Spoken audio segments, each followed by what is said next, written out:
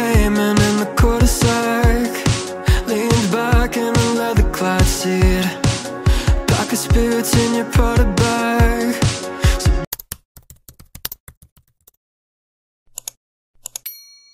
Hi guys! Ira here, and for today's video, nandito kami sa cafe, which is sa About Coffee Shop dito sa Jeju. Sobrang ganda niya talaga, especially kapag yung goal niyo is talagang makapag-aral, kasi pwede ka dito magstay for a longest time, and murang-mura lang din yung kanilang mga drinks and pastries. Papakita ko sa inyo sa screen, and alam niyo ba, ang ganda rin dito ng mga facilities, kasi pwede kang mahiga, basta paunahan lang kasi usually may mga tao and marami talagang tao pupunta dito, lalo na these days kasi vacation. Yun lang, ipapakita ko sa inyo yung facilities para meron kayong idea, and mag-aaral muna ako kasi meron akong mga gagawin na nilista ko na actually. So ayan, meron akong to-do list. Yung iba nagawa ko na, pero I still have to do other things para matapos na bago mag-start yung semester na. Ito pala yung in-order namin. So si Jong, always yung in-order is AA or Ice Americano. And ako naman, nag-try ako nitong latte na shake. And ito naman yung bread. I don't know, para siyang alokbate, but it's not alokbate. So yun lang. So I have here my computer, I have here my laptop and also my boyfriend's laptop. So yeah, we're gonna... Malaki to kasi ito yung About Stadium. Sobrang laki niya talaga. So ayun na yung mga rooms dun, pero hindi ko pwede ipakita sa inyo for privacy. When it comes naman sa drinks nila, since yung panlasa is subjective siya, sa akin, pasok naman yung drinks na lagi kong in-order, especially mura lang siya compare sa ibang option.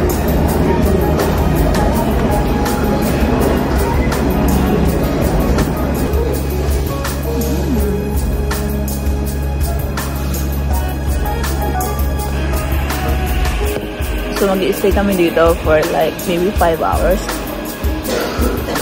Alam nyo guys, hindi ko alam kung ako lang, pero lagi akong may ganito, may to-do list. Kasi kapag wala, iba talaga yung focus ng isip ko. Kailangan ko niyan. So punta tayo sa labas. Saglit. Kasi boring. So dito pala, meron silang mga ganyan-ganyan. 1.5. From Jeju.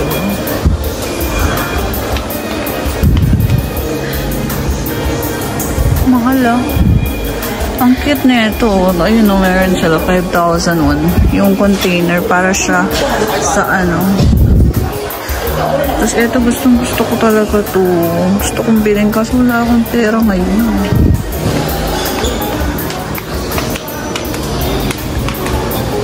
So ito pala yung cafe. Ito naman yung labas niya. So gabi na, anong oras na, di ba?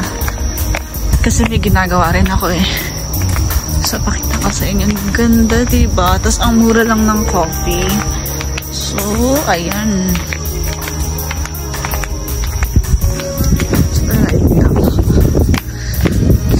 Ang ganda, diba?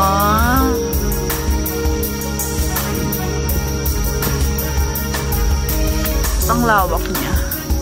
Gusto ko dito yan, oh. Ang ganda. Okay, let's talk about coffee culture dito sa Korea para magkaroon naman ng kabuluhan tong vlog ko. So, nung unang dating ako dito, hindi ko na-expect na ganun pala yung mga coffee shop dito. Like, magkakatabi sila para sila nagpapalugian. Pero ganun pala talaga dito sa Korea. Hindi lang yung coffee shop, maski yung convenience store. Kasi diba sa atin sa Philippines, kunwari meron ng isang convenience store dito, dapat may ilang kilometers yung requirement para makapagtayo ka ng another convenience store. Parang respect or etiquette yun. Pero dito sa Korea, mapa coffee shop, mapa church, mapa convenience store, mapa restaurant, magkakatabi sila. Ikaw na lang talaga yung gagawa ng marketing mo kung paano magkakaroon ng customers doon sa business mo. So, ganun dito sa Korea. And since bakasyon nga namin ngayon, usually lagi ako nasa coffee shop. So, ang dami ko ng coffee shop na napuntahan. Maraming mga coffee shop sa mga tourist spots since nandito ako sa Jeju. Pero alam nyo, dito talaga sa About Cafe. O, diba? About Cafe or About Stadium, dito talaga yung may pinakamurang kape at pwede ka magstay as long as you want. Tapos, alam nyo ba, yung coffee shop na to ay nag-run until 2 AM. Diba? Masaya. Meron pa silang mga pa-event at meron silang, yun nga, pinakita ko sa inyo kanina na pwede kang mahiga, pwede kang matulog, pwede kang mag-movie with your loved one. I mean, kahit nga mga nagtitv, ay marami dito sa mga coffee shop eh. Pero, that's it. Ang dami ko na yata ang kwento sa inyo. So, akit na ulit ako kasi meron akong ginagawa, diba? Nag-chika lang ako sa inyo. So, yeah. So guys, it's already 8:07 and tinatanong ko si Opa kasi nga meron dalawang couple dito na talaga namang nakahiga sila. Tapos, basta ang pangit mong scene. Tapos tinatanong ko si Opa bakit ganun yung ibang Koreans kung mag-PDA. Sabi ni Opa, ang dami na yung titignan, bakit hindi pa ako tumitingin? Pero, wait, ano ba yun? Parang may sumising nga, nakakadiri. Naririnig nyo ba? Parang, like this. Nakakainis.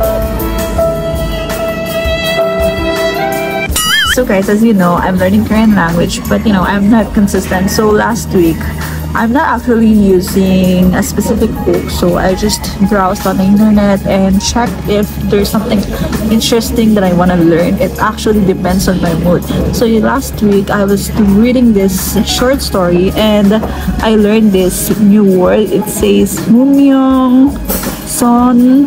Okay, wait, hindi ko makita. Mumyong Songheng. So, ibig sabihin daw nun is secretly helping someone. So, when I asked my boyfriend about it, he said this word doesn't exist. So, that's kind of frustrating. So, now he asked me to enroll to a specific class for a lecture, but you know, I'm too broke to enroll, so I'll just find another resources.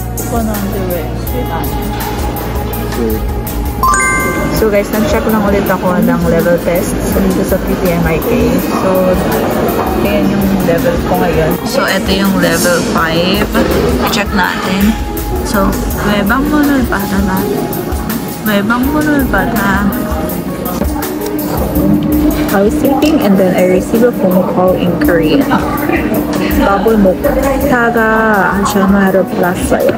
Taga is habang. So, 그릇이 뭐 마실래요? 아메리카노 마실게요.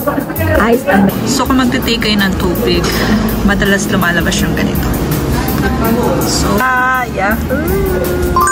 So guys, here end ko na yung vlog na to. By the way, I got here my dinner. So, doshirak. This is lunch box, if I'm not mistaken, kung yung translation. And also, another rice. So, tell me you're a Filipino without telling me you're a Filipino. Ta-da!